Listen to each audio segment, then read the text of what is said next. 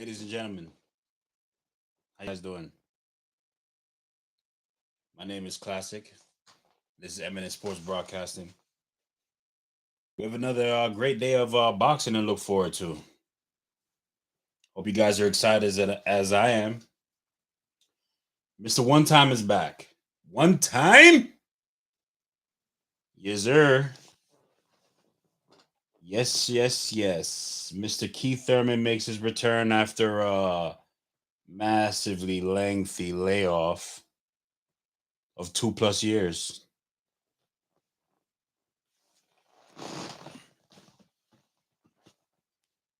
It's a Fox pay-per-view card, and it showcased two of Tank Davis's most recent victims, not counting Pitbull Cruz. Leo Santa Cruz and Mario Barrios on this pay-per-view, making their returns after those losses. Tank is a bad motherfucker, boy. Y'all stop hating on Tank. So yeah, we're gonna chop it up. We're gonna discuss this pay-per-view card in brief detail. We ain't gonna dive into it too much because we want to save some of this exuberance for the fight tomorrow. We also got another card. It's a Sky Sports card, and that's gonna be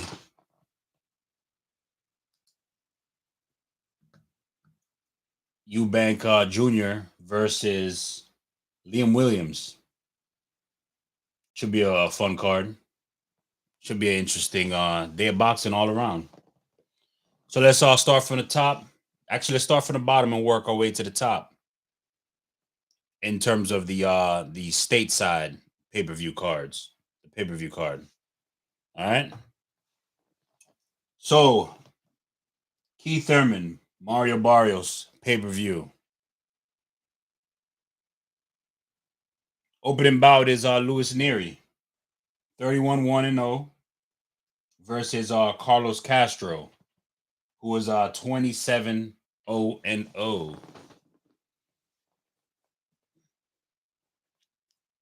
I watched the weigh-in. There wasn't really much to gather from the weigh-in. But I will say Mr. Nery is fighting his first fight after suffering his knockout loss to Brandon Figueroa.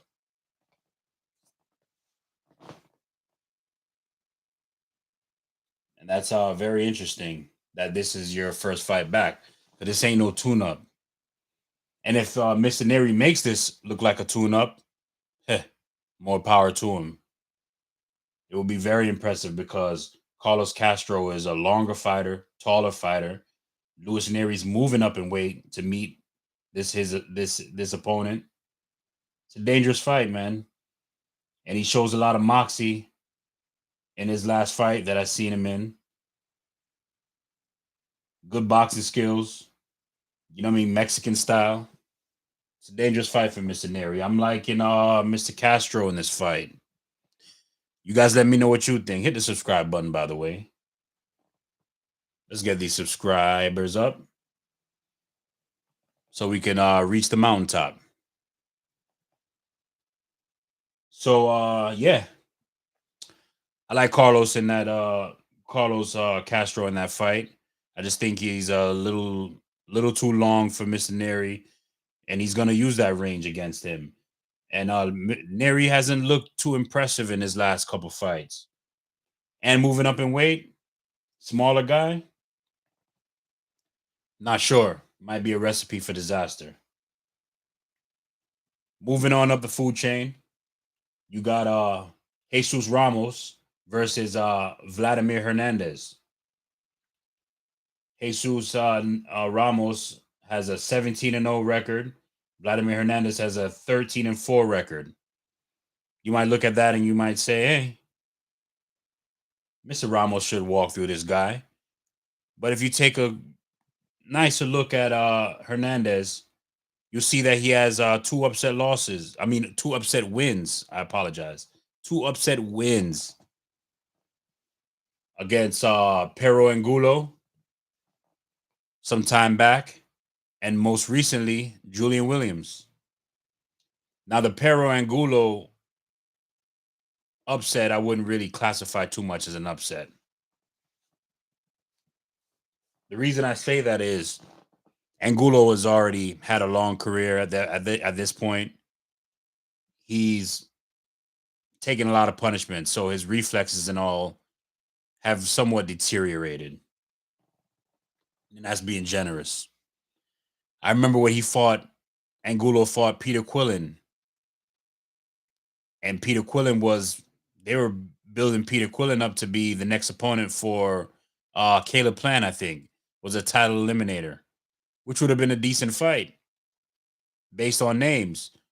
But what Peter Quillen showed us was that either he is done or he just wasn't prepared for that fight, because Alfredo Angulo was beating him to the punch, was showing more grit, more heart in that fight. I didn't really understand that. That was a very puzzling night of boxing for me to view. And Angulo came up with that victory.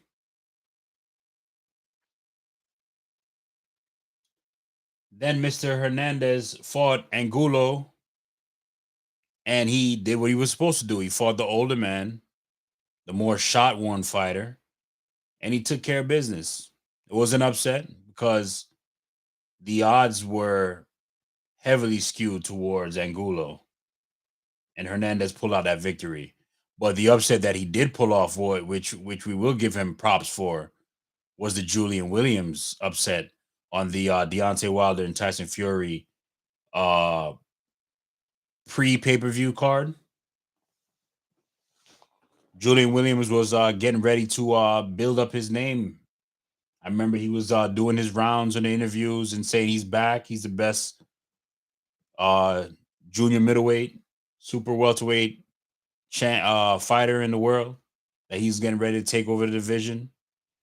And I like Julian Williams a lot, man, but he ran out of steam in that fight against Hernandez, and Hernandez got a decision over him.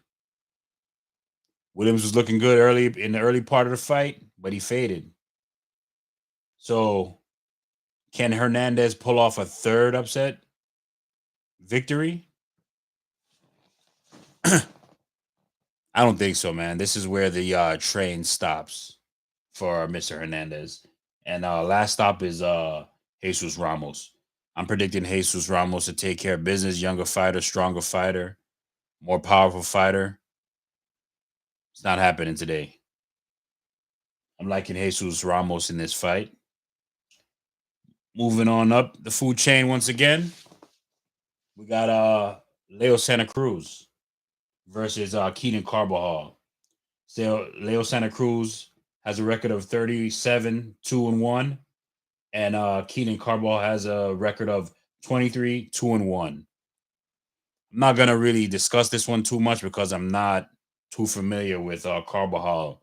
My memory doesn't serve me well to recollect if I've seen him fight before.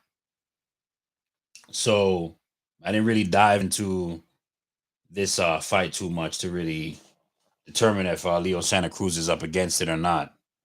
But I love Leo. I love what Leo brings to the table. 3-division world champion, great fighter. A lot of people give him a lot of slack because he never fought Gary Russell, which I'm gonna give him strikes on his record for that as well, for not fighting Gary Russell when you guys were both champions. That would have been a big unification fight. Either way, still a talented fighter, still has a lot of great wins under his record, still possibly a future Hall of Famer. He's making his return after being devastatingly knocked out. Cold. In the corner. In front of his padre. God damn. That shit was chilling. Gervonta Tank Davis. Yeah, that was chilling, man. We had a fight party for that. My boy CT hosted that fight party, and that shit was devastating, man. That was a great fight. Leo Santa Cruz was looking good in that fight against Gervonta Davis up until he wasn't. Up until Gervonta bit down on his gum shield and he said, "Yo, that's it, man. I might be losing this fight. I'm not about to lose to Leo Santa Cruz coming up in weight to fight me." And he went and he starched him right there in the corner in front of his family, man. Hey, listen, that was a good card. Yo, that was a good card. That was a good night of boxing. So hopefully this night of boxing can deliver those exciting moments such as that night. But yeah, I'm picking Leo Santa Cruz to win this fight, man. I like him a lot. I wouldn't bet on it because I don't know who Carbajal is. If you guys know who he is, if you think he's a live dog, leave comments in the comment section. Let me know because I'm not sure. You know what I'm saying? But Leo Santa Cruz is the man. And bigger and brighter things should be should be in his future. So now we get to the main event of the pay-per-view. Keith Thurman makes his return after a layoff. I saw him. He hasn't fought since 2019 when he fought Manny Pacquiao. It's his first fight since. To no fault to anyone but his. From what I'm gathering, how he explains it, he had opportunities to come back in the post-pandemic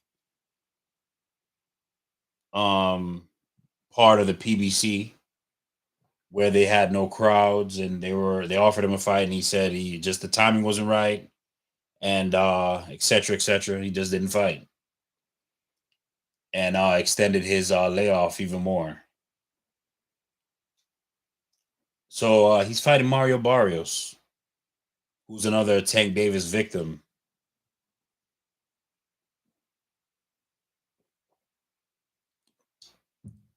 I enjoy Mario Barrios a lot, quite a bit. I think he brings a lot to the table. He's a strong fighter, very determined. He's not gonna lay down. He's gonna fight. Could this be reminiscent of when Keith Thurman fought Josecito Lopez, who, by the way, was supposed to be on this card? He was supposed to be the opponent that Jesus Ramos was supposed to be fighting. That's supposed to be the young lion versus the old guard situation. See if Ramos has it to move forward, or if Josecito Lopez still deserves to be in his position. Either way, he had to step out because of an injury. So let's go get back to the main event. Apologize for that little detour. I mean, I had to swerve real quick. So yeah, Mario Barrios. Damn, you going up against one time, dude. And the odds have it pretty close. Keith Thurman ain't nothing but a minus 215. I think that's the bet to make. Mario Barrios is a plus 160, 165 last time I checked. And this was on FanDuel. I checked right before I started doing this broadcast.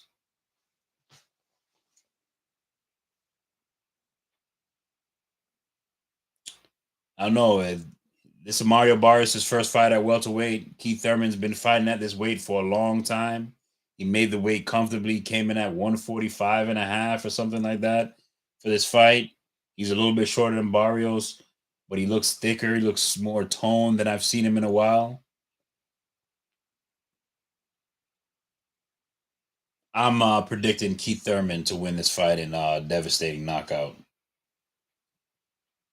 But it's going to be entertaining. Should be entertaining while it lasts. But let's see if that ring rust is going to be a deterrent. If it's going to hinder Keith Thurman from getting this victory? Is he going to be able to enter the welterweight landscape and be one of the top dogs, be one of the contenders moving forward? I think so. I believe in Keith Thurman. I do believe a lot of his layoffs were due to injuries. Everybody's body isn't built the same. You have some people that are genetic freaks. They don't get injured. You remember Adrian Peterson? Up until he retired, he was running through the league. Wasn't really suffering too many injuries. Where you had a bunch of other running backs that were getting injured. And he had a pretty healthy career up until close to the end.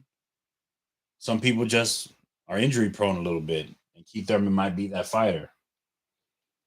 Either way, he makes a return. Pretty healthy card. I like it. It's stacked. And I'm looking forward to it. Now, if you see these two little images that I've set up on this little promo sheet. You got Chris Eubank Jr. facing Liam Williams.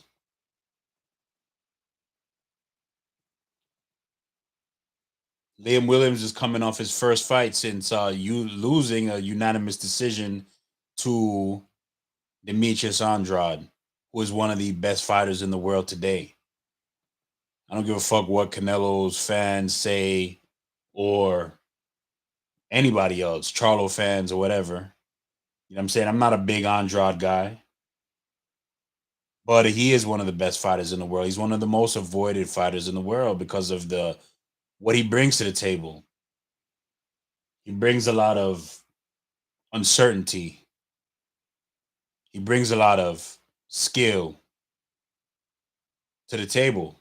A lot of people aren't willing to face that shit. I remember when Andrade fought Selesky. And truth be told, when Selesky fought Daniel Jacobs on one of the last HBO cards that there was, I thought Selesky won that fight. I thought he should have been announced the victor in that fight. So when Selesky was placed in a fight against Andrade, I was saying upset alert. Yeah. Your boy Classic had Selesky on upset alert. Boy, did Demetrius Andre make a fool out of me. There was no upset alert. There was no upset to be had that night. Andrade washed dude. Washed him. Made it look easy. Put some respect on Andrade's name, man. Facts. So we look at Chris Eubank. He's fighting Williams. Chris Eubank reminds me a lot of Jermell Charlo. And the reason I say that is he's a very athletic fighter. Very athletic, very comes in tip-top shape at all times, very confident. He's a charismatic fighter.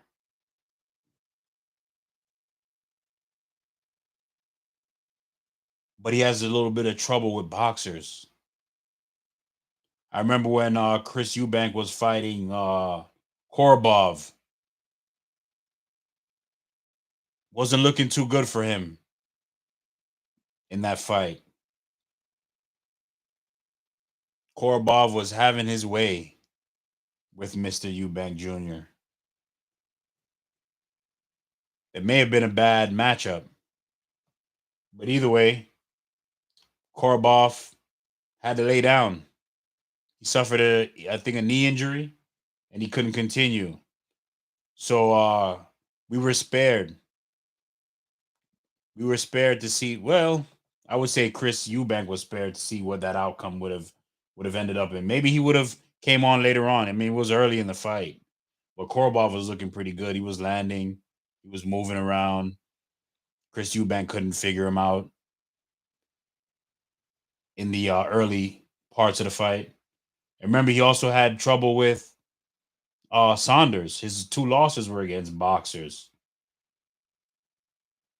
In Saunders and who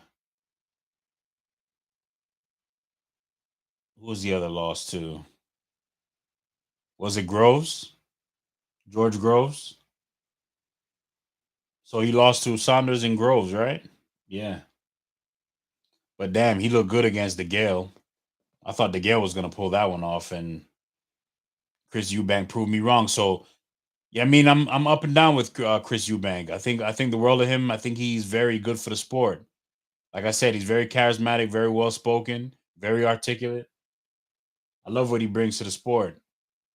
He shows a lot of fighters, man, like, yo, you can come in at a later age and have success in the sport. All you have to do is be determined and believe in yourself. That's what you fuckers need to do. Work hard, man. Capitalize on these opportunities that you have, man. Get rich. Get rich off this sport, man, because I'm willing to pay the money to help you guys get rich because I believe that you guys deserve it. So, like I'm saying, the reason why I'm saying it's an upset alert is because I do believe that Mr. Williams is a dog. He's a determined fighter coming off that loss to Andrade. He hasn't had a fight since. I think he's moving back down in weight. They're fighting at 160. Should be a very interesting fight. I've seen Williams fight at least 4 or 5 times, including that Andre fight. That was the only fight that I've seen him look really bad in. The other fights, he looked pretty dominant. He had good range. He had good movement. He had good skills. So getting him at a plus 245, while you have Chris Eubank at a minus 350, might be worth the risk. But I think Chris Eubank should take care of business. But live underdog. In the co-main to that telecast of the Sky Sports broadcast, you have Claressa Shields, the GOAT, making her return to the ring. She's fighting fighter named Kozin. We're not gonna spend, like I said, not too much time on this because I don't know who Kozin is. I haven't done my due diligence and check out any of her previous fights. So I don't want to bore you to death with information that I don't have to provide for you. But I do know Claressa Shields, and she brings a lot to the table. 2-time gold medalist in the Olympics, 11-0, with only 2 knockouts, though.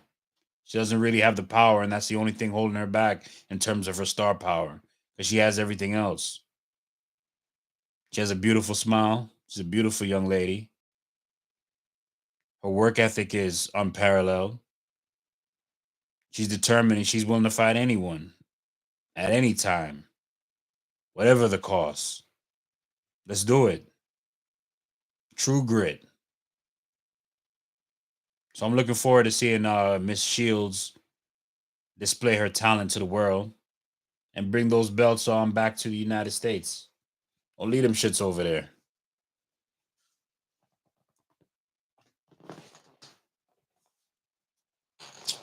So that's what we got to look forward to. So the plan is